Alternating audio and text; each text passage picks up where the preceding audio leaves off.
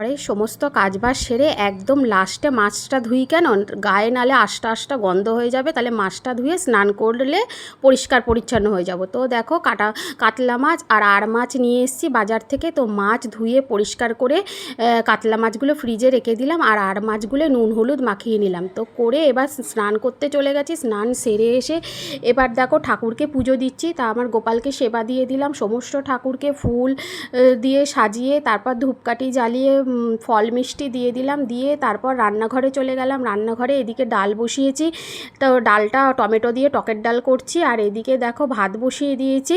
তো এখন গরমকাল তো বেশ টক টক ডাল খেতে খুব ভালো লাগে, আর তাড়াতাড়ি ঝটপট রান্নাটাও করে নিলাম। টকের ডাল আর ডিমের অমলেট, আর যেরকম বেগুনি ভাজে না ওরকম কুমড়ো লম্বা লম্বা করে ভেজে বেসনে ডুবিয়ে বেগুনির মতন করেছি। তো আমার মিনি ব্লগটা ভালো লাগলে একটা লাইক করে দিও। টাটা বন্ধুরা।